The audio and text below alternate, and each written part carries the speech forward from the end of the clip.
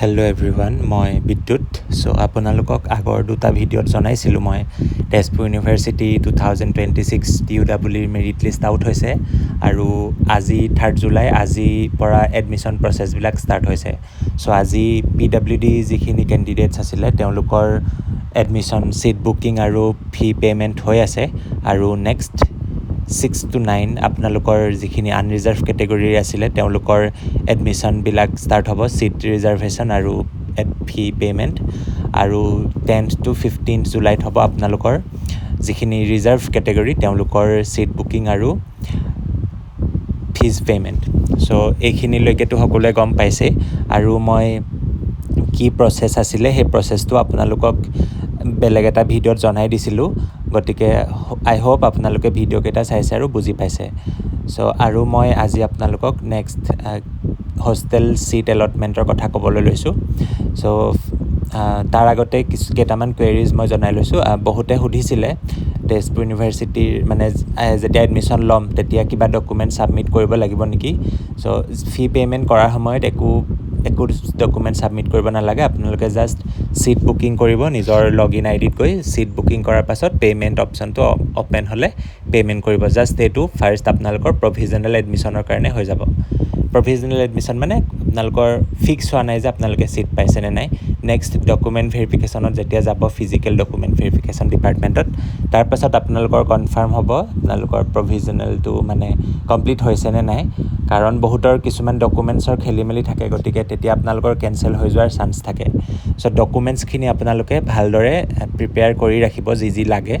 আৰু কিছুমান ডকুমেণ্টছ যেনেকৈ ফাইনেল মাৰ্কশ্বিট বা চাৰ্টিফিকেট আৰু মাইগ্ৰেশ্যন এইখিনিৰ কাৰণে আপোনালোকক বেলেগ ডেট দিব মানে 38 ছেপ্টেম্বৰলৈকে দিয়া আছে। গতিকে আপোনালোকে 2-3 মাহৰ পাছত নেক্সট আপোনালোকে সেইখিনি ছাবমিট কৰিলেও হ'ব। চ' বাকী যিখিনি ডকুমেণ্টছ আপোনালোকৰ অলৰেডি আছে সেইখিনি এটলিষ্ট যোগাৰ কৰি ৰাখক। ইচ ইয়েৰ বেলেগ বেলেগ কৰ্চ ইন্ট্ৰডিউচ কৰি আছিলে লাষ্ট 2-3 ইয়াৰ্ছত। চ' ইমানখিনিলৈকে মই আপোনালোকক বুজাই দিছোঁ আৰু হৈছিলে হুলস্থুল হয়। যদি কিবা কুৱেৰিজ আছে এইখিনি ৰিলেটেড মই আপোনালোকক নেক্সট ভিডিঅ' এইবছৰ মানে আপোনালোকৰ এডমিশ্যনৰ যিটো মেৰিট লিষ্টৰ ডকুমেণ্ট তাতে মেনশ্যন কৰি দিয়া আছে এভেইলেবিলিটি অফ হোষ্টেল ছিটক চাইহে আপোনালোকে হোষ্টেল পাব। চ' আনটিল ফাৰ্ডাৰ ন'টিছ অহালৈকে আপোনালোকে ৱেইট কৰিব পাৰে, কোনে কোনে হোষ্টেল ছিট পাইছে নাই পোৱা দি দিবও পাৰে আগতীয়াকৈ। আৰু যদি নিদিয়ে তেতিয়া আপোনালোকে ডকুমেণ্ট ভেৰিফিকেশ্যন যেতিয়া যাব ফিজিকেলি ডিপাৰ্টমেণ্টত তেতিয়া আপোনালোকৰ হোষ্টেল কোনটো হোষ্টেল পাইছে কি কথা আপোনালোকে গম পাব। চ' আপোনালোকে ডকুমেণ্ট ভেৰিফিকেশ্যনত যোৱালৈকে ৱেইট কৰক, তেতিয়া আপোনালোকে গম পাব হোষ্টেল ছিট পাইছে নে নাই পোৱা। তাৰ আগতে মই আপোনালোকক আৰু এটা কথা কৈ লৈছোঁ, যিখিনিয়ে কৈ আছিলে মানে এতিয়া কিমান ফিজ পে'মেণ্ট কৰিব লাগিব আৰু মই যিহেতু কৈছিলোঁ আপোনালোকক বেলেগ বেলেগ হ'ব। চ' এতিয়া আপোনালোকে হোষ্টেল ছিট যেতিয়া মানে নিজৰ যিটো ছিট এডমিশ্যনৰ ছিট কনফাৰ্ম কৰাৰ বাবে যিটো মানে পে'মেণ্ট সেইটো আপোনালোকক এডমিশ্যনৰ যিটো ফি ডকুমেণ্ট দিছে সেইটো আপোনালোকে তাতে নিজৰ কৰ্চকেইটা চাব কিমান হোষ্টেল ফি হয় কিমান এডমিশ্যন ফি হয়। সেই এডমিশ্যন ফিটো চোৱাৰ পাছত আপোনালোকে তাতে টোটেল ফিটো তলত আছেই, তাৰ পৰা আপোনালোকে হোষ্টেলৰ ফিটো মাইনাছ কৰি দিব, সিমানটো আপোনালোকৰ এডমিশ্যন ফি এতিয়া পে'মেণ্ট কৰিব লাগিব অনলাইন। চ' মানে ফৰ এক্সাম্পল এম.এডৰ এডমিশ্যন ফি 25,000 টোটেল, মই এক্সাম্পল দিছোঁ, ময়ো চোৱা নাই ভালকৈ। 25,000 আপোনালোকৰ এম.এডৰ এডমিশ্যন ফি, গতিকে 25,000ৰ 5,000 হোষ্টেলৰ কচন মানি আৰু হোষ্টেলৰ এডমিশ্যন ফিজ। গতিকে আপোনালোকে এই 5,000টো মাইনাছ কৰিব, 20,000 এতিয়া আপোনালোকে পে'মেণ্ট কৰিব লাগিব। আৰু যেতিয়া ডকুমেণ্ট ভেৰিফিকেশ্যনত যাব, যেতিয়া হোষ্টেলৰ এডমিশ্যন কৰিব ডিপাৰ্টমেণ্টত গৈ, তেতিয়া আপোনালোকে নেক্সট 5,000টো পে' কৰিব লাগিব। গতিকে তেনেকৈ চব কৰ্চতে আপোনালোকে চাওক কিমান হোষ্টেলৰ ফি আৰু কচন মানি হোষ্টেলৰ কিমান সেইটো মাইনাছ কৰি দিব। মেবি গোটেইকেইটা কৰ্চৰে 5,000 ছামথিঙে হয় এক্সেপ্ট ST SC কেণ্ডিডেটছ আৰু মেবি PWD। আপোনালোক তিনিটা কেটেগৰী ষ্টুডেণ্টৰ হোষ্টেলৰ এডমিশ্যন ফি দিব নালাগে, আপোনালোকে জাষ্ট কচন মানিটো দিব লাগিব। আৰু 5,000 কচন মানি আপোনালোকে গোটেইকেইটা কৰ্চৰে ষ্টুডেণ্টে ঘূৰাই পাব, মানে হোষ্টেলাৰখিনিয়ে যিখিনি হোষ্টেলত থাকে কৰ্চ কমপ্লিট হোৱাৰ পাছত ফাৰ্ষ্ট ছেমত এই 5,000 এটা এক্সট্ৰা দিব লাগে কচন মানিৰ নামত। চ' এইটো আপোনালোকে নিজে চব কৰ্চতে চাই পেলাই গম পাব হোষ্টেলৰ কচন মানি আৰু হোষ্টেলৰ এডমিশ্যন ফিটো কিমান হয় সেইটো মাইনাছ কৰি এতিয়া পে'মেণ্ট কৰিব লাগিব আৰু বাকী হোষ্টেলৰ কশ্যন মনি আৰু হোষ্টেলৰ এডমিশ্যন ফিটো আপোনালোকক নেক্সট যেতিয়া ডকুমেণ্ট ভেৰিফিকেশ্যনত যাব ডিপাৰ্টমেণ্টত 27 আৰু 8ত তেতিয়া পে'মেণ্ট কৰিব লাগিব। আই হোপ এইখিনিলৈকে বুজি পাইছে। এতিয়া আহিছোঁ হোষ্টেলক লৈ। এইকেইটা হৈছে মেন্স হোষ্টেলকেইটা। সেইকেইটা Patkai men's hostel, Kanchenjunga men's hostel, Nilachal men's hostel, Charaideo men's hostel, transit men's hostel 1, 2, Lachit Borphukan boys hostel আৰু Saraighat C V Raman men's hostel. ইয়াৰে যিখিনি ৰিচাৰ্চ স্কলাৰ মানে PhD স্কলাৰ হয় তেওঁলোকৰ বাবে Saraighat C V Raman men's হোষ্টেলটো হয় আৰু এইটোত মানে বাকী কৰ্চৰ মাষ্টাৰ্ছ বা বেচেলাৰ্ছৰ কোনো ষ্টুডেণ্টে ইয়াতে ছিট নাপায় আৰু যিসকলে ছিট মানে PhDত এডমিশ্যন ল'ব তেওঁলোকে চৰাইঘাট চি ভি ৰমনত ছিট পাব। চ' বাকীকেইটা হোষ্টেলত আপোনালোকে ছিট নিজে একো প্ৰিফাৰ কৰিব নোৱাৰে। হোষ্টেলৰ ছিট এলটমেণ্টটো totally dean of students welfare DSW অফিচৰ পৰা হয় আৰু এইটো মানে কেটেগৰী ৱাইজ হয় বা কেনেকৈ হয় এইটো প্ৰচেছটো বহুত কমপ্লিকেটেড হয়। মানে চব কোনটো হোষ্টেলত কিমান ছিট আছে সেইটো হোষ্টেলৰ পৰা আপোনালোকৰ ডিনছ অফিচলৈ আহিব লিষ্ট আৰু ডিনছ অফিচে ভাগ কৰি চব ডিপাৰ্টমেণ্টতে পঠাব ইমান হোষ্টেললৈ। মানে ফৰ এক্সাম্পল পাটকাই মেন্স হোষ্টেলত এইবাৰ গোটেই ইয়েৰটো মানে এইবাৰ টোটেল ছিট খালী আছে, হোষ্টেলৰ ছিট খালী আছে 100টা যেনিবা 100টা ষ্টুডেণ্টৰ কাৰণে ছিট খালী আছে। সেই 100টা আপোনালোকৰ ভাগ কৰিব চব ডিপাৰ্টমেণ্টলৈ সমানকৈ বা কিছুমান ডিপাৰ্টমেণ্টৰ ষ্টুডেণ্ট ৱাইজ চাই বেছি কম এনেকৈ কৰি আপোনালোকৰ ডিপাৰ্টমেণ্টত দিব যে আপোনালোকৰ ডিপাৰ্টমেণ্টৰ এই মাষ্টাৰ্ছৰ মানে MEdৰ যেনিবা ফৰ এক্সাম্পল MEdৰ 2জন ল'ৰাই ইয়াত পাটকাইত পাব, BEdৰ 2জন ল'ৰাই পাব, তেনেকৈ চব হোষ্টেলৰ কোনটো হোষ্টেলত কিমানজন ষ্টুডেণ্টে কোনটো কৰ্চত ছিট পাব সেইটো ডিনছ অফিচৰ পৰা ডিপাৰ্টমেণ্টলৈ পঠাই দিয়ে। তাৰ পাছত ডিপাৰ্টমেণ্টত যেতিয়া আপোনালোকে হোষ্টেল এডমিশ্যন ল'ব তেতিয়া আপোনালোকৰ ৰেংক বা কেটেগৰী চাই পেলাই আপোনালোকৰ হোষ্টেল এলট হয়। কেতিয়াবা এনেকুৱা হয় আনৰিজাৰ্ভৰ ষ্টুডেণ্টেও ভাল মানে হোষ্টেলত ৱেইটিঙত থাকে কিন্তু ৰিজাৰ্ভেশ্যনৰো ষ্টুডেণ্টেও ছিট পাই যায়। গতিকে আপোনালোকে এইটো বহুত কমপ্লিকেটেড হয় প্ৰচেছটো। এনেকৈ ক'ব নোৱাৰিব যে মই আনৰিজাৰ্ভত থাকি ৰেংক ভাল হৈয়ে মই কিয় হোষ্টেল ছিট পোৱা নাই বা মই কিয় ৱেইটিঙত আছোঁ, সি মোতকৈ পিছত থাকিয়ে কিয় ছিট পাইছে। গতিকে এইটো ডিপাৰ্টমেণ্টৰ কথা আৰু ৰিজাৰ্ভেশ্যন যিটো ছিষ্টেম আছে OBC EWS আৰু ST SCৰ কাৰণে যিহেতু ৰিজাৰ্ভেশ্যন থাকে গতিকে আনৰিজাৰ্ভৰ এজন বা দুজনে পায়। কেতিয়াবা চবৰে চব কেটেগৰীৰ ফাৰ্ষ্ট কেইজনে হোষ্টেল ছিট ফাৰ্ষ্ট পায়, বাকী কেইজন ৱেইটিঙত থাকে আৰু যদি এভেইলেবল হোষ্টেল ছিট থাকে তেনেহ'লে সকলোৱে পাই যায়। আৰু মেইনলি গাৰ্লছখিনিক দিব ট্ৰাই কৰে আৰু মানে যেনে তেনে সোমাই লৈ পেলাই দিব ট্ৰাই কৰে আৰু বইজখিনিকো লাহে লাহে দি থাকে আৰু মানে অলপ ৱেইটিঙত থাকিলেও পাই যায়। আৰু ইয়াতে মানে সকলোৱে মোক মানে বেছিকৈ কুৱেশ্যন কৰে কোনটো হোষ্টেল ভাল কোনটো বেয়া। মই এইটো একদম মানে ছাবজেক্টিভ কুৱেশ্যন হয়। কাৰো মোৰ মতে সকলোকেইটা হোষ্টেলেই ভাল, কোনো এটা হোষ্টেল ভাল বা কোনো এটা হোষ্টেল বেয়া এনেকুৱা কথা নাই। আৰু কোনটো হোষ্টেলত কিমান ছিট আছে সেইটো ময়ো নাজানো আৰু মই নিজে কাঞ্চনজংঘা মেন্স হোষ্টেলত আছিলোঁ আৰু মই পাৰ্চনেলি মানে তেজপুৰ ইউনিভাৰ্চিটি হোষ্টেল বহুত বেলেগ ইউনিভাৰ্চিটিতকৈ নিজে এক্সপিৰিয়েঞ্চৰ ফালৰ পৰা বহুত ভাল পাইছোঁ। গতিকে এটা বুলিয়ে নহয় গোটেইকেইটা হোষ্টেলেই ভাল। তাৰে কিন্তু ইয়াৰে ট্ৰানজিট মেন্স হোষ্টেল 1 আৰু ট্ৰানজিট মেন্স হোষ্টেল 2 এইকেইটা এইবছৰ কণ্টিনিউ কৰে নে নকৰে এইটো চিয়'ৰ নহয় কাৰণ এইকেইটা মানে ট্ৰানজিটৰী হয়। গতিকে আপোনালোকক এইকেইটা হোষ্টেল এবাৰ অ'পেন নকৰিব পাৰে। মেইনলি ট্ৰানজিট মেন্স হোষ্টেল 2টো এইটো একচুৱেলি একদম টোটেলি ফাৰ্ষ্ট ইয়েৰৰ কাৰণেই হয় আৰু সেইখিনি যিখিনি ফাৰ্ষ্ট ইয়েৰৰ পৰা ছেকেণ্ড ইয়েৰ পায় তেওঁলোকে ইয়াৰ পৰা মানে বেলেগ হোষ্টেললৈ ছিফ্ট হ'বলগীয়া হৈ যায়। গতিকে মেন্স হোষ্টেল 1টো থাকিলেও 2টো এবাৰ নাথাকিবও পাৰে। যদি এডমিশ্যন বেছি ষ্টুডেণ্টৰ হয় তেতিয়া কিন্তু থাকিবই আৰু তেতিয়া এইটো কথা নাই। আৰু বহুতে মোক কুৱেশ্যন কৰে ৰুম পায়নে বা আপোনালোকৰ ডৰ্ম পায় নেকি। চ' মানে এনেকুৱা কথা আপোনালোকে বহুতে ফাৰ্ষ্ট ডৰ্মিটৰীয়ে পাব। ডৰ্মিটৰী মানে হৈছে আপোনালোকৰ এটা হল য'ত মানে আপোনালোকে একেলগতে 10জন বা 20জন ষ্টুডেণ্ট থাকিব লাগে। তাৰ পাছত আপোনালোকৰ ৰুম লাহে লাহে পাই থাকে আৰু তাতে আপোনালোকৰ ৱাৰ্ড্ৰব আৰু মানে আপোনালোকৰ নিজৰ ৱাৰ্ড্ৰব নাপাব, তাত অলপ সকলো একেলগে অলপ এডজাষ্ট হ'ব লগা হয়। আৰু গোটেইকেইটা হোষ্টেলতে মানে মেইনলি ডৰ্ম থাকে আৰু কেতিয়াবা CV ৰমনৰ যিটো ৰিচাৰ্চ স্কলাৰ হোষ্টেল হয় তাতো আপোনালোকৰ ডৰ্মটোতো ৰাখি দিয়া হয় ফাৰ্ষ্ট ইয়েৰখিনিক মানে যদি হোষ্টেল ছিট নাপায় তেওঁলোকে 1 বছৰ বা 6 মাহ সেই ডৰ্মত থাকিব লগা হয়। বহুতকেইটা হোষ্টেলত 1 বছৰ মানলৈকে যোনে ডৰ্ম পায় তেওঁলোকে থাকিব লগা হয় কিন্তু মই নিজে কাঞ্চনজংঘাত আছিলোঁ চ' কাঞ্চনজংঘাত ডৰ্মৰ পৰা উইদিন 6 মান্থছ মানে ৰুম দিবলৈ ট্ৰাই কৰে আৰু হোষ্টেল এডমিন বডিয়ে এবাৰ তুমি হোষ্টেলটো পাই যোৱাৰ পাছত কোনটো ৰুম দি পাবা তুমি আৰু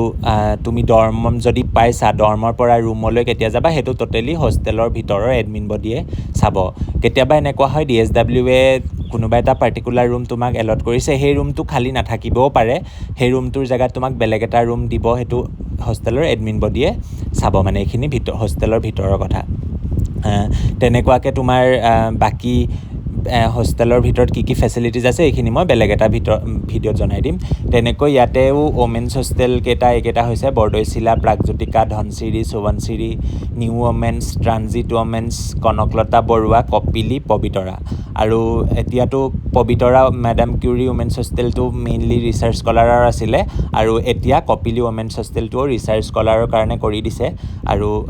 মানে CV ৰমনটো যেনেকৈ ৰিচাৰ্চ স্কলাৰ পবিতৰাটো ছিংগল ৰুম হয় মানে ইয়াতে তোমাৰ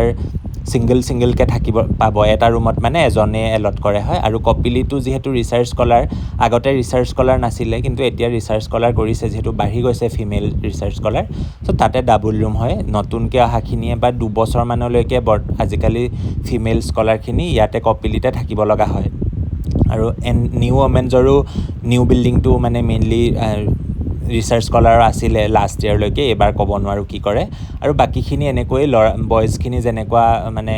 ক'লোঁ মই কেনেকৈ হোষ্টেল এলট হয় তেনেকৈ ওমেন্সখিনিও একেই ওমেন্সখিনিও তোমাৰ ডৰ্মত পাই যায় বহুতে আৰু তোমাৰ বাকীখিনি ডাবল চিটাৰ ৰুম হয় বাকী যিমানখিনি বয়জ হোষ্টেল আৰু গাৰ্লছ হোষ্টেল আছে চবেই ডাবল চিটাৰ ৰুমত পাবা আৰু ডৰ্ম পালেতো 10জন 20জন একেলগে থাকিব লগা হয় আৰু কেতিয়াবা তোমালোকক ট্ৰিপল চিটাৰ ৰুমো দি দিয়ে কিছুমান ষ্টুডেণ্টক মানে ডাবল ৰুমতে মানে অলপ ডাঙৰ ৰুম কিছুমান আছে হোষ্টেলবিলাকত সেইবিলাকত তোমাৰ ট্ৰিপল চিটাৰ ৰুম চৰাইদেউ মেন্স হোষ্টেল আৰু ধনচিৰি ওমেন্স হোষ্টেল এই দুটাত তোমাৰ ট্ৰিপল চিটাৰ ৰুমো আছে এইকেইটাত পালে তুমি ট্ৰিপল চিটাৰো পাব পাৰা সেইকেইটা ট্ৰিপল চিটাৰৰ কাৰণে বনাইছে একচুৱেলি 3টা ষ্টুডেণ্টৰ কাৰণে বনাইছে সেই ৰুমকেইটা কিন্তু বাকীকেইটা হোষ্টেলত কেতিয়াবা যেনেকৈ জিৰি যেনিবা ফৰ এক্সাম্পল জিৰিত মানে আগতে 3জনী ছোৱালী এটা ৰুমত ৰাখিছিল আজিকালি বাৰু সেইটো নাৰাখে